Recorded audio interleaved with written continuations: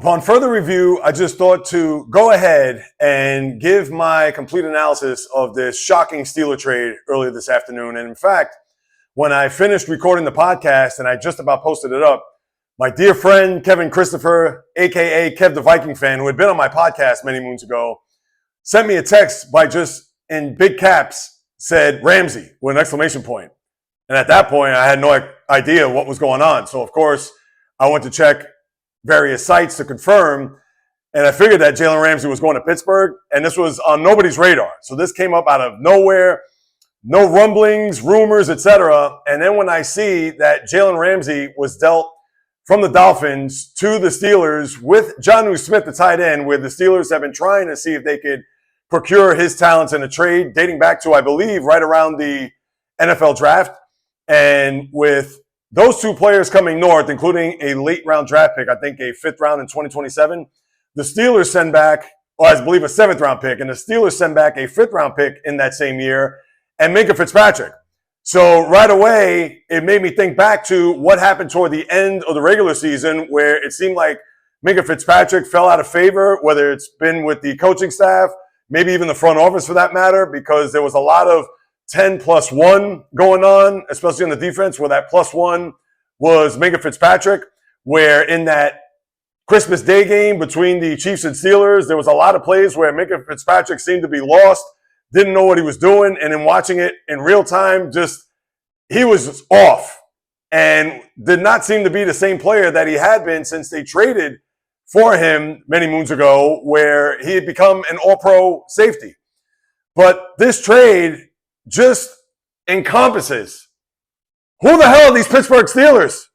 I mean, seriously, when you think back throughout the history, especially going back to when I was a boy, when I started following this team in the mid-'70s, and the way they did things. Now, prior to free agency, of course, in the mid-'90s, but even then, this was not an organization that made big splashes. This was not an organization that was going to go out and get that big free agent or make any trades, because prior to the turn of the century, trades rarely happened in the NFL. And if that was the case, it would be for draft picks and something along those lines, but never a blockbuster variety that we've seen here with this one.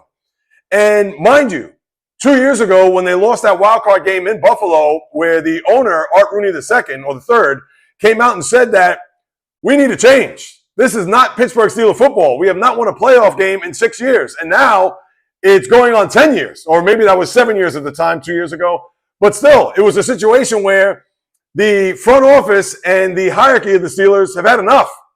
They needed to see results. Yes, Mike Tomlin was going to coach his team to an above 500 record, has been constituted since he first came into the league in 2007.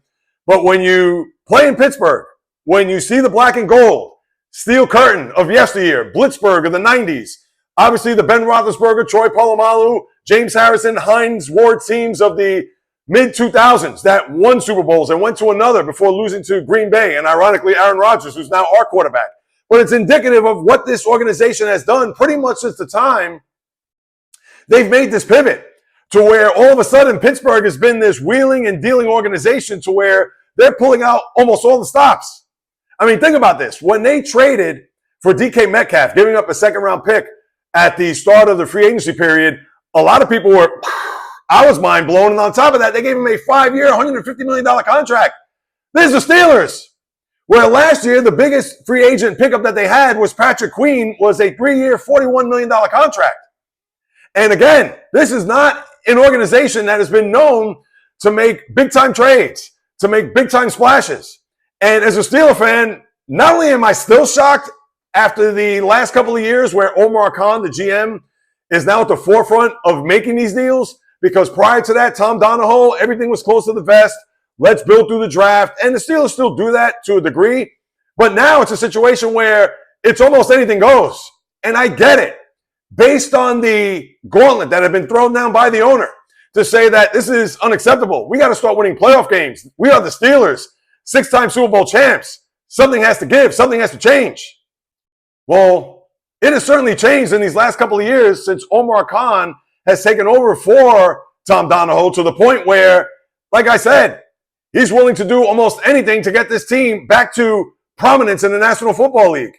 And I have to say, It's something that I'm still adjusting to because I have not seen this pretty much since the free agency period began back in the mid-90s to the last couple of years. I mean, think about this. They traded for Justin Fields. They brought in Russell Wilson. They made all these different acquisitions that made you think that, who's running this team? What is this organization? They've never done this. And now that they're doing it, you have to be maybe not happy. That could be a little bit too strong because it hasn't brought any playoff success here over the last few years. But it does bring a little bit of excitement, maybe even jubilation, which is higher than being happy, to the point where you have to really acknowledge that they are doing whatever it takes. And this was an organization that just got by with what they got, everything through the draft, and God bless them, and maybe pieces here, pieces there. But when you think about what they've done here, bringing in guys like Patrick Peterson or Landon Roberts, or even taking a flyer on a guy like Keanu Neal. I mean, the Steelers, they never done moves like that. And now here they are, where they bring in Metcalf, where they bring in Aaron Rodgers. And yes, Rodgers, let's face it, he was the last of the lot. The Steelers had to do something. They weren't going to start the year with Mason Rudolph on the center. And you can only hope that the offensive line that has been able to be built through the draft and hopefully being able to coalesce and have a scenario to where they stay healthy and develop a rhythm to where they can protect Aaron Rodgers. And who knows what this team can do. And then on top of that, when you bring in the likes of this trade, which I want to talk about now before I sign off, Jalen Ramsey, a cornerback who obviously is a former All-Pro, won a Super Bowl with the Rams, and there were rumors that he was going to go back to the Rams because of the relationship that he had with Sean McVay, but the Steelers said, let me intercept that pass. And they also bring in a tight end who is more of a hybrid player. He's not the prototypical tight end because the Steelers have 100 tight ends on the roster.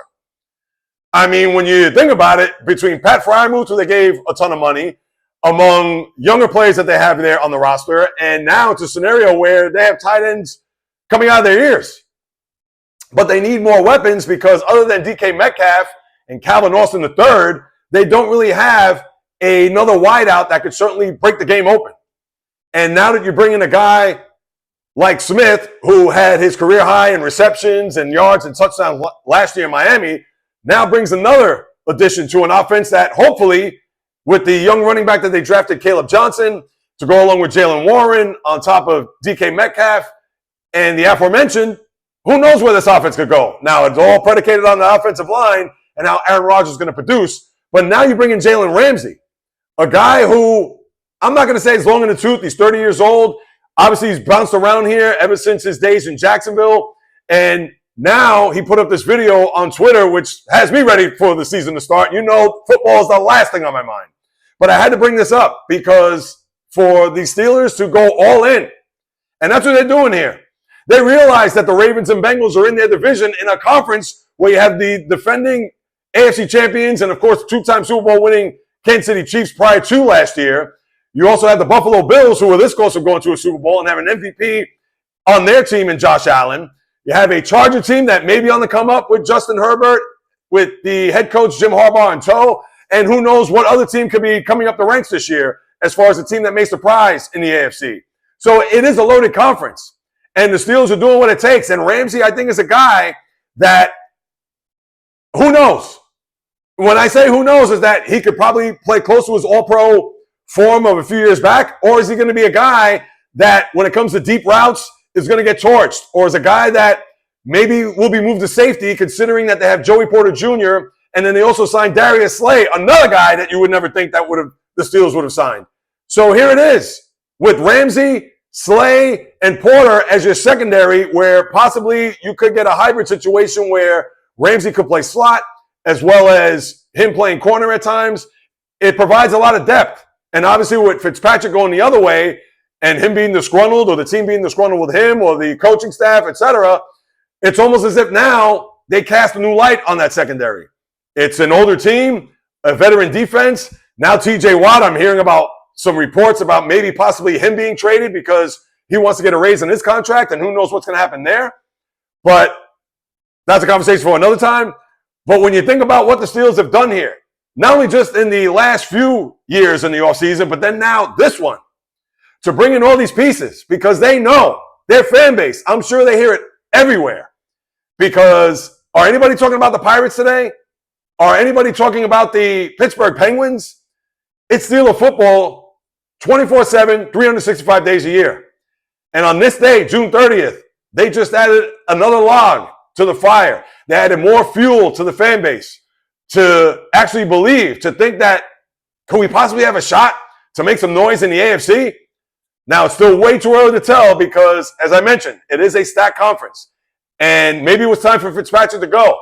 And I understand they're going to take the brunt of the contract. I believe they're going to pay in upwards of $23 million to where the other $3 million the Dolphins are going to pay, but that's neither here nor there.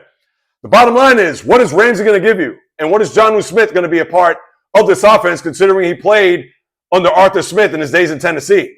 So I'm not going to call these Steelers a Super Bowl team or to make it to a conference championship, which would be fantastic because it's been a long time between drinks. Not only just Super Bowl wins, but playoff wins at that. But they're certainly trying to build, whether it's year by year, piece by piece. You got to give them credit. And the Steeler fan, they may be a little, Jalen Ramsey, he could be a malcontent, and you bring in Aaron Rodgers, this and that. All right, we understand.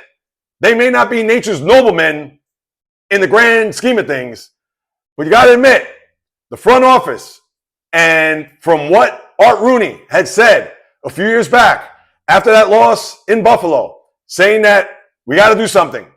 We got to make changes. We got to improve the team. We got to get back to where we once were. You got to admit, they're trying. They're doing their best. And that's all you could ever ask if you're a Steeler fan that has followed this team for pretty much a lifetime.